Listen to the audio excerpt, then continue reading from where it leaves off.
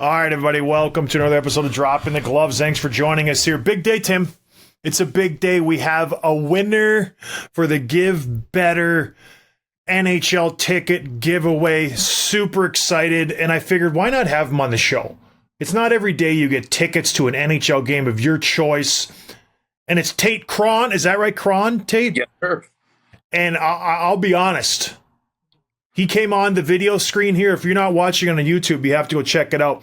I was blown away by Tate. He's got a big old manly grizzly beard. He's got a violent gentleman hat. He's got a super happy smile on his face. Looks like a guy you just want to hang out with. So Tate, walk us through the big announcement, the win when you found out you won these tickets. So I'll tell you, I was actually watching the podcast the other day on YouTube. And y'all had brought up that the winner would be announced. And so I was like, man, that's something I should maybe keep an eye out for. Well, I got in my emails and I just started kind of looking through everything. And then I realized that I had an email from Dropping the Gloves and Give Better. So go and check it out. And it says, you have 24 hours to respond to this email or we'll have to give your tickets to someone else. This is your last chance. Oh, no. I never got a first chance. Like, all right, so hold on, let me go through and look. I went through and looked, and it was Thursday morning at 10:30, they had sent me an email, and I had just sent it to spam. I didn't think anything of it. So thank goodness for the podcast because, I wouldn't have gone on and checked my emails again if it wasn't for y'all. So, and I wouldn't have won the tickets if it wasn't for y'all. That's a big, that's a huge surprise. I'm going to take the wife. We're going to see the Capitals at MSG play the Rangers. Wow. Yeah, January 14th. So we're going to go up there. And, she's been wanting to drag me to New York. I've never left Virginia. So so we'll see how it goes. Why? So just randomly a New York City trip. Are the Capitals your team? Yes, sir. Yeah. I mean, that's my 2-year-old daughter has, the 2018 Stanley Cup poster on her wall. She's got some pennants and slap shot trophies and stuff like that. My wife's now a huge Caps fan. So yeah, it's definitely going to be a good time. That's unbelievable. Congratulations, man. I am so happy that you won. It's what do you think of me hating on the Capitals all the time? I want to know because I love Ovi, but I don't think he's going to get the record. What's your thoughts, Tate?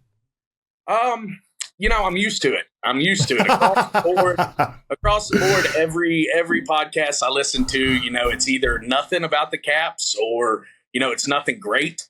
So it really doesn't faze me at this point. I did like the last couple podcasts about the goaltending. I will tell you, Hunter Shepard he came up from AHL Bears. I think he played 2 or 3 games, but he was unstoppable. And then, like y'all said, Charlie Lindgren's an awesome goalie. So I did appreciate those. But as far as hating on them, hey, you're never going to please everyone all the time. So that's right. I like that. Tate's just a good go and watch it on YouTube, guy. This guy looks like a guy I want to hang out with. Do you think the Caps right now, they're third, Tate, in the Metro? Are they going to stick around and make the playoffs this year? I want to say yes because I'm a fan. Yeah. But, scoring the 1 or 2 goals and just barely squeaking by. I mean, we put 4 on the Ducks, and then next thing you know, we were winning by one goal at the end. So, with just the squeaking, I think someone's going to show up and they're just going to boot us. I don't think we're just going to be able to squeak by and get into the playoffs. Now, if something turns around and these guys, start playing like they can. And I'm so stoked that this year they've got all the young cats on there. I like it is nice, yeah. I like Alexi Protas. I'm big on the AHL cats. So Connor McMichael, getting to see him play. And, I always love when they bring up McElrath and because he's a scrapper. And, it's just, I'm stoked where they're at. But I think we need to just kind of pick it up and get some goals in that. I agree. That would be nice, especially from the great 8 there. He's got to score some. Even strength goals would be nice with a goalie in the net. Yeah. But all right, Tate, listen, man, send us some pictures of your big night in New York City. Let us know how it goes. Congratulations. Thank you again for entering. That's fantastic, man. We're so happy you won the tickets. Hey, me too. Thank you so much. And it's going to be a great Christmas from the Cron family. And hey, I hope both of y'all, all your families have a great holiday as well. Unbelievable. We will, Tate. Thanks, You Tate. too. And thank you to Give Better. All right, Tate. We'll talk to you later, buddy. See y'all. See you, man. Thank you. That's fantastic. That was Tate Cron. Awesome guy, Tim. Awesome. Salt of the earth. When we do the contest like this, that's exactly who we want to win. So it's really cool to see. And he said he's never won anything in his life, so good for him. And a big thank you to Give Better. They're the ones who facilitated this whole thing. A lot of times you see these giveaways, they don't come through right away.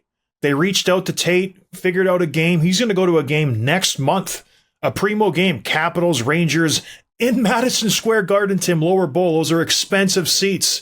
These aren't lower bowl at the Hurricanes game where you're picking up a ticket for $75. These are $300, $400, $500 tickets. So big thank you to Give Better. Go there right now. There's a big announcement coming out this week with Give Better. I know our fans in the States have been frustrated. You can't really use the app that well, this and that, blah, blah, blah. I talked to the designer, the owner, the head of the company this weekend. I was in Chicago. We had coffee together, and he showed me what's in store, Tim. It's fantastic. It's a fun app. I love it. I'm going to use it. It's easier to use, super, super simple. And again, socially responsible gambling, and they're making it super easy. I'm pumped for this. I think it's going to launch on Friday, so maybe next week we'll kick it off. It's a game changer.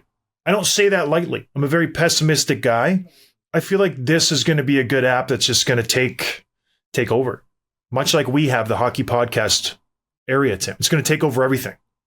I love it. It takes a lot for you to get excited. You don't do it very often. So just this energy you're bringing about Give Better and the app that's coming out it must be pretty good if you saw it. You're on Tinder quite a bit. It has that Tinder-esque feel where they show you a player and you just basically swipe left or right if you like them or not. And they'll give you, it's either like touchdowns or fantasy rating or this and that. And it's just week to week, they change it up. So it's super fun. It's always changing, and it's going to be wide receivers one week. So they'll show you a wide receiver. Do you think he's going to get 75 yards? And you go, yes. You have to get 4 picks right. And if you do, you win. If you bet $10, you win $100. So it's super simple. And then if you lose, like 50%, they've upped it from 25 to 50% of all their money goes to charity. It's crazy. So they're not in it to make a huge ton of money. You know, Tom's, the shoes, you buy one, they give one to charity. They're doing that same thing, but with gambling. I know I'm going on whatever, but it's such a cool thing. I'm excited to roll it out next week because I think people are going to love it. I love it. And I'm not a huge gambling guy, but I'm going to take these guys to the cleaners. I love myself some fantasy football. Speaking of football, did you see the controversy for the selection committee, the final 4 teams? Alabama squeaks in. Florida State gets booted, undefeated 13-0. But Bama, Nick Saban gets in. What are your thoughts on this, Tim? Well, I don't follow closely enough to really have an opinion on it, and I feel like Florida State gets screwed because the quarterback gets injured, and so there's 2 schools of thought where like, okay, you're not the team that went 11-0 and then 13-0. Like you're not that same team anymore. You're probably not even a top 4 or top 10 team without that quarterback. So you kind of it would be a bye week for a lot of teams. So I get that thinking of it, but at the same time, like what's the point of playing the games? You won all the games. You beat the team. You deserve to be there. And the coach was irate. So I get that. Although Big Cat from Barstool said, like, if you're a Florida State team, the one thing you have going for yourself, if you're a fan, you can just cry about being screwed for the rest of your life because you were probably going to lose that game no matter who you played. But now you can say, you know what? We never had a chance. We got screwed. We could have won. And you get to have that forever. So I guess that's a little bit of a blessing.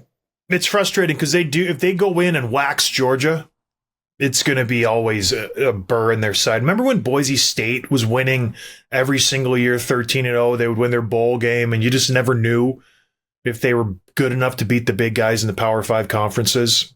I don't like it. I feel like, what's the regular season for? Who cares? Well, I think it's a big mistake.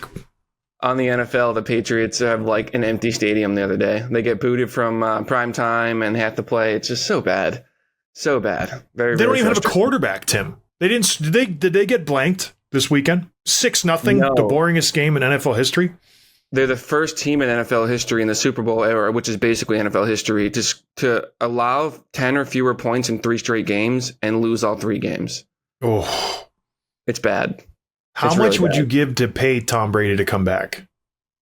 No, we moved on. $100 million? Yeah, if I had it, sure. Oh man, that's unbelievable. They suck so bad. Bills aren't doing much better. They're 6-6. They just can't figure it out, the Bills. All right, moving on to hockey. A lot of shifting, Tim, going on. A lot of maneuvering post-Thanksgiving. Just when you think you have a handle on things, a team goes on a winning streak. A team goes on a losing streak. Tim's losing his mind with Boston. I don't know what the heck is on the agenda. I shook my head when I read what you wrote. I'm like, couldn't be further from the truth. But let's start with the Stanley Cup perennial contender, the Tampa Bay Lightning. They got through the first quarter of the season unscathed. Their all-star goaltender wasn't there, Andrei Vasilevsky. He comes back. Life is supposed to be good. He was supposed to be a catalyst to them taking the next step, going and competing for a conference championship, getting up with the New York Rangers. Don't look now. They've lost 4 in a row. They've fallen out of playoff position. They're 6-9 in December. And to just put the cherry on top of how inept they were in November, they lost 8-1, Tim, to the Dallas Stars. 8-1. The Tampa Bay Lightning got just shellacked by a touchdown and a field goal or an extra point. What is going on in Tampa? Is it Vasilevsky's fault? Much like Patrice Bergeron ruined the Bruins last year in the playoffs. He came back too early. Vasilevsky should have just let himself feel 110% and not sacrifice team success to pump up your own ego like Bergeron did in the playoffs when they were up 3-1 and he all of a sudden is healed and he comes back and he just scuttles their chance at a Stanley Cup. It feels the same to me. Obviously, it's not the same. And I guess it's not the playoffs. Okay. Not the same. So Cooper is like not a coach that I think would let Vasilevsky play if he didn't think he was 100%, or at least he gave him a chance to win. And I would say that not about all the coaches in the league, but John Cooper is like just professional, level-headed and all that, although he did lose it a little bit over the weekend. And Vasilevsky is just, arguably the best goaltender alive, 2-time Cup winner. Slow your roll. Alive? And right now, I mean, I know he's had a poor start to the season, but I'm saying like he's been the best goaltender for good. Years. I agree. But alive is aggressive. There's a lot of people who are alive. Yeah. Okay. Currently, anyway. But since returning, he has, I think he's 1-4, 1-5, 3.87 goals against, 859 save percentage. Those are getting sent down to the AHL numbers, And for a team that's supposed to be contending, because it was funny because I'm getting a lot of grief from a couple of commenters about picking the Rangers to lose. And even though I think I've been wrong about that so far, but in my holster, I always had, well, John thought Tampa was going to slide and they didn't. And then this last 10 days, they have just been bad. Oh my. Bad. So I don't know. I hate to say I'm wrong, but I think I might be traveling down that road to eventually insinuating that I possibly could have been wrong, but I'm not there yet. You could just say I was right. That's worse. I'd rather be wrong than be right. Well, what's the answer here? Because they have a good team. What do they do to kind of right the ship? Is this just a blip on the radar? Do you think Vasilevsky's going to return to form? Because Tim, this is concerning. This is concerning. At what point do you bench him? And you say, we can't keep doing this. We got to start winning games. I'm not concerned about the offense, the defense, the team in general. It's really just Vasilevsky in particular. But I know with this team, how much they rely on him, that's a lot. And so it's not going to be easy to, you can't go get another goalie unless he goes in the LTIR and doesn't play. But he's not going to do that. Yeah. No. So he's your goalie. So really where he goes, Tampa goes. I think he's going to be fine. I think he rights the ship. I don't know that we'll ever see, I don't know, this might be dramatic, but we might not see prime Vasilevsky again. At least not this year if he's dealing with some stuff, but he can be good enough to win you some games. He's not this bad by any measure. And if he is, then he's hurt and he won't play. So I think he'll be fine. I think Tampa will be fine. I think they're back in the playoffs by the end of the month. But it's not getting any easier. That's the thing. And they're in a very competitive conference. Guys nipping at their heels. Well, now they're the one nipping at people's heels. They have to play Pittsburgh, who's been struggling, but Vancouver, Edmonton, who's surging, St. Louis is a hard out, Vancouver, Florida, who's playing great, Washington. Rangers, Tim, they're playing playoff caliber teams all December. What happens if they show up and they lose 3/4 of those games? It's not easy. What are you shaking your head? They could. No, you're right. I'm saying that then it's a different conversation. They play 9 games. If they go 3-6, that's a tough hill to climb. Like, this is the Eastern Conference. This isn't the Pacific or the Western Conference when there's cupcakes and easy games on the schedule. You better get your act together. And no wonder John Cooper was losing his mind. I don't know if you saw it. 8-1 in Dallas. John Cooper's very reserved, very composed on the bench, very, very player friendly. Doesn't dress guys down a lot. Losing his marbles. Absolutely screaming his head off, just challenging the guys, trying to get them going, to no avail. 8-1. A Stanley Cup contender doesn't lose 8-1. I know Dallas is good, but boy, oh boy. I don't want to say I told you so. But this team, if they don't go 500 or better in December, it's going to be very difficult for them to make the playoffs. The Flyers are playing good. Pittsburgh should right the ship. The Devils are out of a playoff position right now, Tim. You figure the Devils are going to get their act together and start throwing some wins together. So, I don't know. The Red Wings just got Kane. I'm concerned.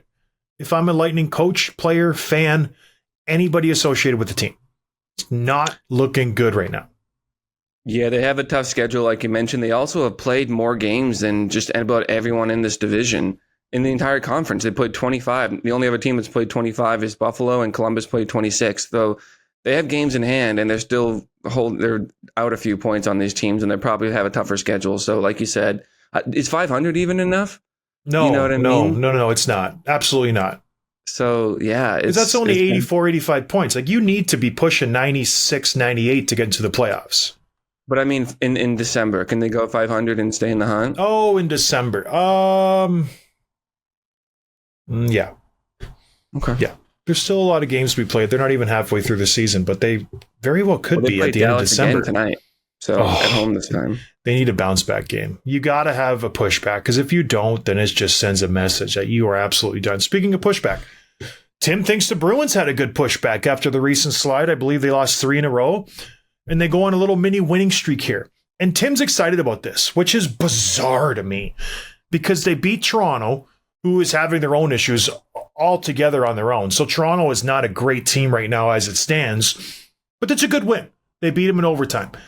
And then they beat the vaunted Columbus Blue Jackets. Whoa, Marchand gets a hat trick. Tim's all jacked up about this. They get 2 wins, and now he says this team is dangerous again. They're dangerous. How does these 2 wins change anything, Tim? How are they all of a sudden dangerous again?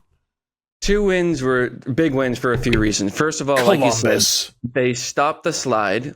So you get back on the winning streak and you have 2 in a row. That's big after losing 3 straight, which you were giving them grief for. So you have to give them credit when they turn it around. The second thing, you get Marchand winning and scoring again. He was in quite a slump, and then he scores the overtime winner in Toronto, which I want to talk about in a second. Then he gets a hat trick last night. So big performance from him. Getting him back on the scoring sheet is going to be big. You have a win for each of the goalies. They split the duties over the weekend. They both get great wins, Swayman and Allmark. Back in the win column, back in the confidence. I don't know how you can think it wouldn't be a big weekend, but a lot of it's, and I will admit that, a little bit of emotional, because the Saturday night game in Toronto overtime was just absolutely incredible. And Toronto scored with like 4 seconds left or something, like something crazy. Matthews, great play, great goal, very frustrating. And Boston won, and probably the best overtime I can remember seeing in the 3-on-3 ever. Just chances, both goalies making huge stops. And then it ends with Marchand lighting up, I forget who it was, Riley, I think, in center Rice. Pasternak goes in for the breakaway. It's stopped. He gets his own rebound, throws it in front of the net, bounces up. Marchand catches it, drops it, shoots it in the open net. And it's crazy. Did you see the clip of Tavares on that play?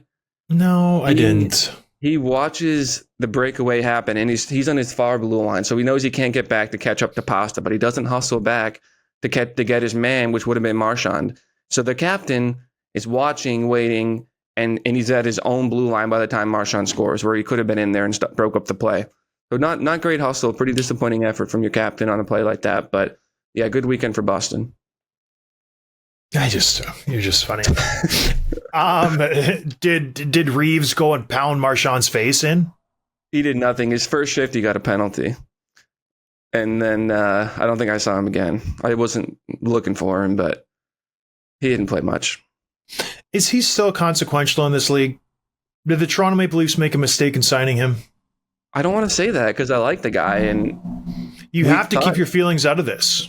I know. We thought he would fit in great to this team. Do you think he came in too hot, where he was just too confident and really he was doing a lot of talking in the lead up to the season, saying how I'm going to change things, this and that's going to happen, the teams aren't going to be able to pull this stuff. And then right away, what happened in Toronto? I can't remember. Something happened and there wasn't a response. What team were they playing? It was Boston. Marchand. That's what I thought. Yeah. And then there was no response. This was supposed to be, I thought it was going to be a crazy, like, out of control game for that reason. And Reeves was finally going to do something, and he didn't. All right. He's dash 10, 17 games played. I'll say it. So far, it's been an abject failure for Ryan Reeves in Toronto. I think he would say the same thing, but yeah. He's got 2 more years there, so he's got time to figure it out. Good job for the Bruins to right the ship, beating a really, really strong Columbus Blue Jackets team. They're going to really feel good about that. But I do think it's good Marchand scoring, and Pasta could be the MVP of the season. He's having a fantastic season. Everybody's talking about Kucherov and Makar and Hughes and this and that. Pasta is the most dangerous player right now, 5-on-5 in the NHL. Hands down. Kucherov, more than half of his points are on power play. He's a dangerous player. You think the Bruins are dangerous? It's David Pastrnak who's dangerous. That guy's legit. Speaking of dangerous, getting dangerous, Arizona Coyotes. 4 straight wins. Last 4 cup winners. Doing pretty good. Goaltender, Connor Ingham, playing fantastic. Lights out. 10-3, 2.3 goals against, .936 save percentage. He's having himself a season, Tim. No one's really talking about Arizona. They're doing some good work out there. Question, and we'll ask this for the next 3 teams. Can they hang on to a playoff spot? Much like the East, where there's some prizes in playoff positions right now. When you look at the West, Arizona's in a playoff spot. Can they sustain this? What do you think, Tim? You're an Arizona insider, kind of. Yeah, I hope so. I don't think they will. This isn't a hope type thing. Do you think it or don't you? I hope they do. It needs to be fun. I hope so, but I don't think they will. I hope so. Okay, I don't think they will, and I think it has less to do with them because I really like their roster and the way the guys are performing. Clayton Keller, of course, is leading the team in points as he should be. Nick Schmaltz right behind him, and I love this Matthias Maccelli kid. He's very young. 17 points already. He's +7. He's looking really good. Logan Cooley's a playmaker. He's kind of developing his game a little bit. It's only 13 points, 2 goals, but they're getting kind of production. They're not relying on any 1 or 2 guys too heavily, which is great. But no, I don't think they make the playoffs, more because it's just the teams in their division and behind them. I know they're not in the division, but I still believe that Edmonton's going to come back up and get back into the wild card. Minnesota could get back in the wild card too. They have 3. This wild card is still very, very tight. And so they have 26. They have the first wild card point, 26 points. It is the Coyotes. But like right behind them, Predators have 24, Flames 23, Kraken 22, Wild 20, Ducks 20. Like it's all very, very close. It's tight. So, yeah. And it's early, and I think there will be a lot of shuffling. But I tell you what, I'm not going to sell these Arizona Coyotes. I think they are definitely motivated. As Tim likes to say, they're hungry. They've been the laughingstock of the league for how many decades now? I want to say 6 decades. They're struggling, and so they're excited to get a taste of success. It would not surprise me if they make the playoffs right now. It really would. I don't. The Predators have been playing really, really good hockey as of late. Calgary will continue to slide. I don't think Seattle is the team that we saw last year. So I don't know. There'll be a few teams vying for those 2 wildcard spots, and I think Arizona will be one of them come to the end of the season. All right, moving on. Another team that is doing some shuffling, doing some winning, the Edmonton Oilers. Ever since their coaching change, they got rid of Jay Woodcroft. They replaced him. all of a sudden they're winning. They've won 4 straight, 7-3 in their last 10. They seem to have some pep in their step. You think they'd be in a playoff spot? No. They're still third last in the Western Conference. A lot of winning happening in the Western Conference right now. A lot of teams are winning in the bottom. Not a lot of teams are winning up top. Everybody's starting to shrink that gap to Vegas, to LA, to those top teams. It's nice to see parity in the league. What is going on in Edmonton, Tim? Is it the offense picking up? Is it the defense? Well, how are they winning these games? Well, it's a little bit of everything, but it's the offense. We knew the offense wasn't going to be quiet forever. We talked last week about McDavid coming back on fire. He had like 11 points in 3 games. You've seen a lot of great things from Hyman. You've seen a lot of great things from Draisaitl. So, yeah, I think it's the offense. And like I said, I still have this team making the playoffs. Although it's a tough road. You forget how bad they were. Even with 4 wins and 7 of their last 10, they're still third to last in the West. They're still behind the Ducks and a lot of these other teams. So I don't know what the answer is, but I still would bet on them making the playoffs. I don't know. Yeah, the verdict is still out. They've had some good wins of late. They beat Vegas. They clean up in Winnipeg. So they are improving their game. The offense kicked into gear versus Anaheim. They put 8 on the board. Does it even count if you score a bunch of goals on Anaheim and San Jose anymore? Those two teams just cannot seem to play defense whatsoever. But I like it. I like the way they're headed. I can't, like you said, buy into this team just yet. They're going to play a few games this week that are consequential. Good teams are going to play the Carolina Hurricanes. I think they played them 2 weeks ago, and Carolina shellacked them 6-3. So that'll be a good game. Then they face a huge game. Will be the Wild this Friday. That'll be a big game for them. To me, that'll be a real test because Wild have been playing good. Oilers have been playing good. Which team is for real? Big 4-point game coming up for the Oilers, but I like it.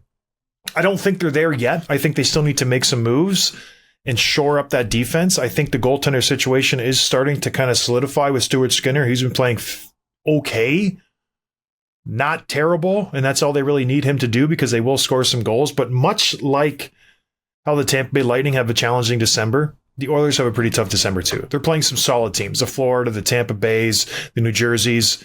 They need to come out unscathed this month to have a chance in the Western Conference, which is becoming pretty competitive, Tim. It's hard for me to say.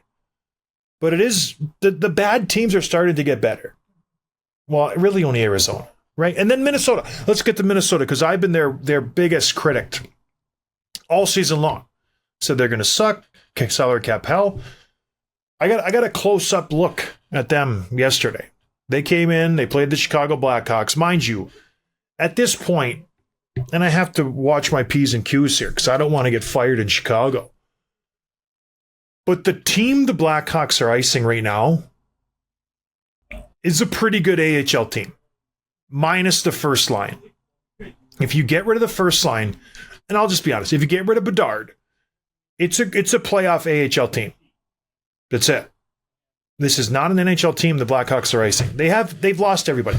Taylor Hall, Corey Perry, Athanasiou, all guys they were supposed to rely on to fill in the top 6 are gone. So any results against them are just take it with a grain of salt because they're not a great hockey team. All that being said, the Minnesota Wild looked pretty good yesterday afternoon. Marco Rossi is a pretty good centerman on that first line. Ryan Hartman got demoted. He's playing on the 4th line now. Just shows you how good Ryan Hartman is. The guy's been on the first line between Kaprizov and Zuccarello for how many years now? 3. 2 or 3? Yeah. All of a sudden, they find a guy who can make some plays and put the puck in the net. Hartman goes all the way to the 4th line right wing. Like he didn't even stick around on the 2nd line. So he was just in fantasy camp for a few years there, living life. The Wild looks strong. That first line's unbelievable. Kaprizov, Zuccarello, Tim. He's unbelievable. He might eclipse 100 points this year for the first time in his career. He's on pace for 93. So creative, so fun to watch. But can you just slap me in the face and tell me I'm wrong about this Minnesota Wild? And all our Minnesota fans can just laugh at me? Because am I crazy? Or are these guys going to make the playoffs? They look fantastic, Tim. Was it all Dean Evison? Well, I don't know because we always see this when there's a coaching change, right? You get a little bit of a bump. Everyone's playing for playing time, wants to impress the new guy. There's new energy. There's a new system. I think by the end of this month, in the next couple of weeks, we'll have a better idea. But I've been on them the whole year. I knew they were better than this. And you were the one that was pretty critical of them, saying, Tim, they stink. They're not a good hockey team. Really, really critical. You can't have a good hockey team with $15 million in dead cap. You just can't do it. And I think I know you don't like this, but I think they're better than their record says. And I know a lot of guys will say, no, you are who your record says you are. But this team just feels like it's better than, what are they? I'm going to look them up real quick. They are 8-10-4. It feels like they're a better team than that, doesn't it? No. But just because they've struggled so mightily. And to score, in particular, before the coaching change, the previous 7-game losing streak they were on, they scored 13 goals in 7 games. I'm not a math guy, but that's less than 2 goals a game. You're not going to win many games when you score 1 and 2 goals a game. Since the coaching change, I don't know if John Hines, hit him with the Hines. I don't know if he is an offensive mastermind, but it seems like it's working. They've got 13 goals, Tim, in 3 games with him. That's 13 and 3. I'm not a math guy, but that's over 4 a game. And they won't even given up 3 in 3 games. Again, I'm not a math guy, but that's 1 a game, I think. You're going to win a lot of games when you score 4 and you only give up 1. So the ingredients are there. When you look at this roster, it's actually astonishing. When you look at this roster, how they're made up, and how scary it would be if they had an extra $15 million to play with. That's the sad thing, because they have a solid team. Their first line is lights out. Like Kaprizov and Zuccarello and Rossi are very fun to watch. They zip the puck around. They are the most creative. I want to almost say they're like gamblers, where they're throwing passes across the ice they have no business throwing. They're going cross seam, east-west. They're doing 360s. They're gamblers. And it's fun to watch because they can the puck is on a string with them. Their second line is good. Well, go ahead, Tim. Cut me off. Yeah. Well, how did Boldy look? Because he's another guy. He's the second most highest paid forward. Terrible. Not terrible, but not great. No confidence whatsoever in his game. That second line was very, very quiet. Johansson, Eriksson, Ek, and Boldy. If they could figure out that situation, they'd be very dangerous. The Gaudreau line with Foligno and Maroon looked really good. The Dewar, Duhamel, and Hartman line on the fourth line looked really, really solid. Quick, energetic, in your face, skill. If they had $15 million to throw at this roster, it'd be very dangerous. You know who impressed me is Brock Faber. Young defenseman, University of Minnesota. Very, very fleet-footed. He was flying all over the ice. Jonas Brodin, safety blanket. I liked him. Jared Spurgeon. They have a good team. If their goaltender starts saving the puck, they'll be right there in the end. I don't want to play this team in the playoffs. I'm changing my tune. I've watched the last couple of games they've played versus Colorado versus Chicago. They've looked really dangerous. Let me ask you this. Minnesota has 20 points. Edmonton has 19. Who has a better chance of making the playoffs in your eyes? Minnesota. I think when you look at the complete package, Minnesota has a better team. I think those two teams are going to be the wild card spots. I think you're right. I really do. I think the Blues and the Yotes fall out. I think the top 3 for the Pacific and the Central stay the same, and I think those two teams sneak in. Isn't it funny? We're like already projecting, and we've only played 24 games. Like we're literally a quarter of the way into the season. But I agree. Avalanche, Stars, the Jets. I don't know about the Jets. They might fall out of there. But yeah, I'm shifting. I'm switching. I'm back in on the Wild bandwagon. I think they're a good team. I think they're going to make some noise. I think they will string together some wins here. But I know. Love it. What do I know? You know what I mean? I'm just an all-star game MVP. What do I know? Oh, you've been punched in the head I'm too just many a times. TV analyst, for one of the most storied franchises that NHL has. What do I know? What do I know? All right, Tim. Moving on. Quick Hits brought to you by DoorDash. If you're watching on YouTube, look at where I'm pointing. Look what I got. DoorDash bag. They gave it to me. Tim doesn't have one. I'm just trying to help profitability in the bottom line. Like, listen, guys, you guys keep your lights on, keep the DoorDash bag. I don't need it. They go, you got a co-host? I'm like, I think so. Can you spell that? Tim? Tim? Any letter? Oh, but this Quick Hits is brought to you by DoorDash. Use promo code NATION25 for 25% off and free delivery. Only available in Canada. USA, I don't know. Hopefully soon. Maybe. Possibly you. Stay tuned. Possibly you. But what are we doing on Quick Hits, Tim? Well, the first one is tough news for the Canadians. Not that they had a lot of good news this year, but Alex Newhook is out 10 to 12 weeks with a high ankle sprain, which is, I think, it's just one of the most painful and toughest recoveries. Ooh, it's really tough. I've had it. Yeah. Yeah. Not fun. Tough luck for him.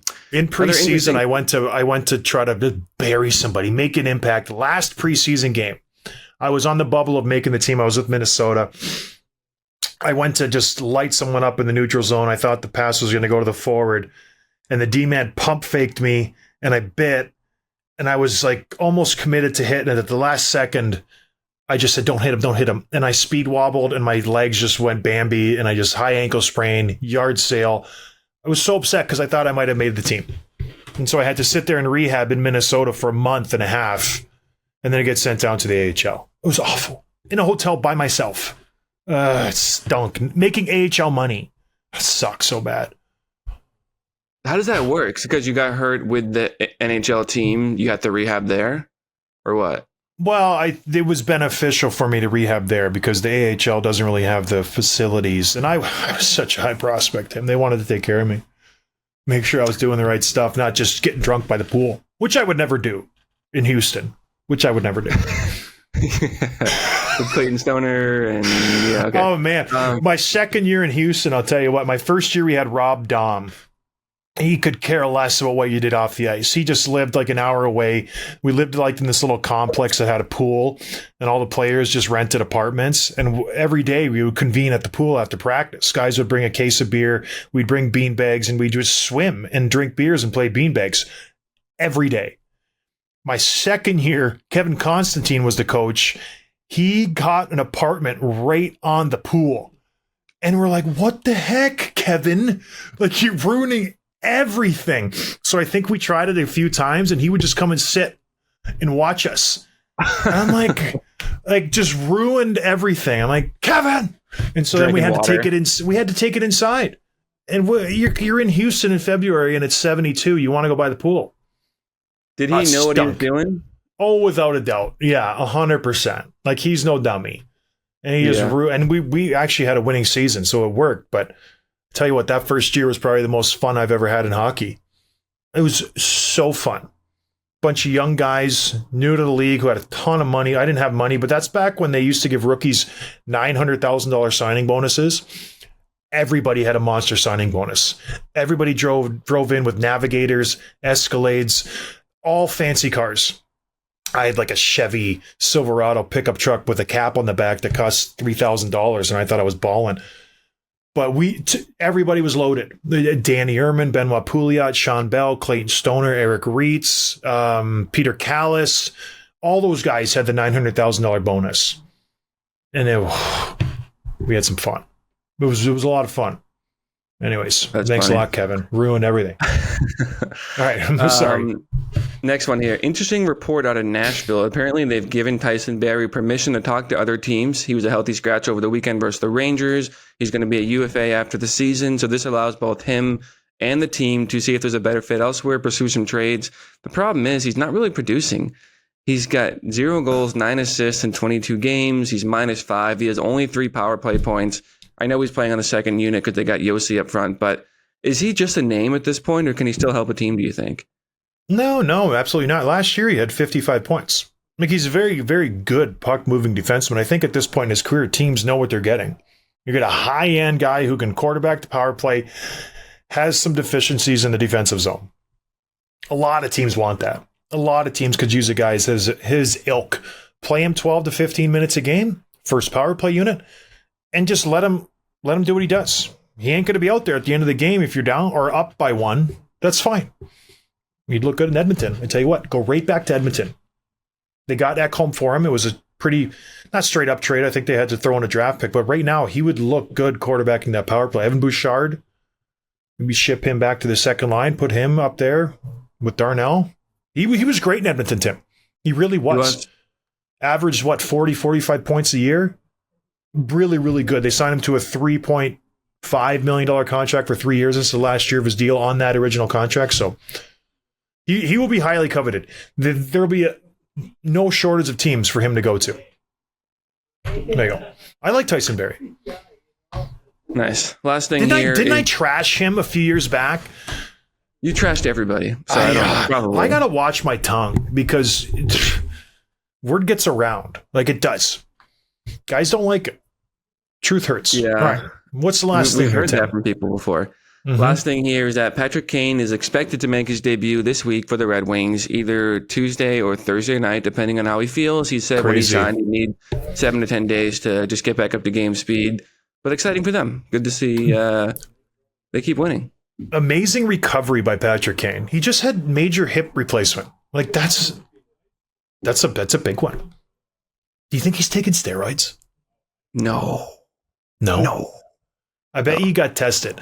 Where does he slot into the lineup? Does he go right first line with Larkin and Raymond? Or does he slide in with DeBrincat and Comfort? I think you put him with Kitty Cat. Yeah, start there and then see where it goes. Yeah. I heard it was in his contract. He has to play with DeBrincat every shift or else he quits. And DeBrincat has to get dinner with him, just the two of them, at least one night a week. Or and they have to hold hands with their left hand so they can eat with their right. Across the table. Minimum. You hold across and then you eat. Eye contact the whole time. Alex, Look at me. Look at me. I love you. Last thing here. The Canucks are playing the Devils tomorrow night. What does that Alex, mean, I got to John? use the restroom. Let's go. Come on. Alex. It's a number 2, John. Unfortunately. Oh, you tickle yourself, don't you? That's funny. Well, he's why he went there. You know? Yeah. All right, what's the last thing here, Tim, on the quick hits brought to you by DoorDash, only available in Canada, not in USA? The Canucks and Devils are playing each other tomorrow. What does that mean? The Hughes. Tim's going to have a huge smile on his face watching this game. You see what I did there? TV, baby. No, I probably won't watch it. But it's cool, though. 3 brothers in a game. It happened before, obviously, with the Stalls, but it's been a while. There's a lot of brothers in the league. I was unaware. There's a lot of, families in the league. I watched the Foligno brothers play against each other the other night. My brother was useless. Not athletic go to at the all. Rink at all? No. It was afternoon games. I'm going to go next week. I'm coming in St. Louis, Washington. So I might go for Washington's pregame. Stir the pot a little bit. Chop it up with Ovi. Yeah. Hey, Ovi, how's that non-goal scoring going? I wonder if he even knows I chirp him.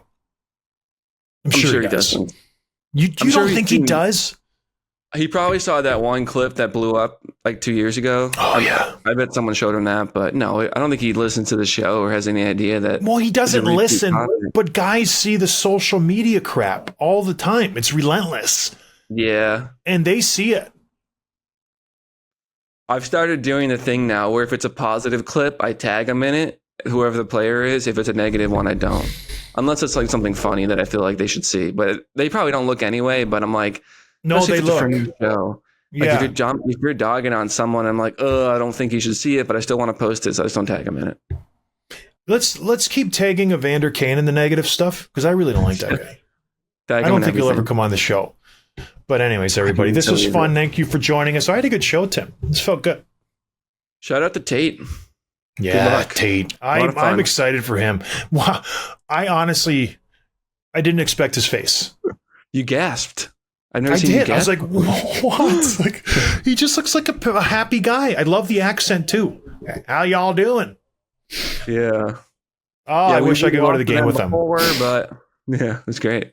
Ah, man, it's going to be fantastic. All right, everybody. Thanks for joining us here. December 4th. We'll catch you all, I guess, this week, twice more.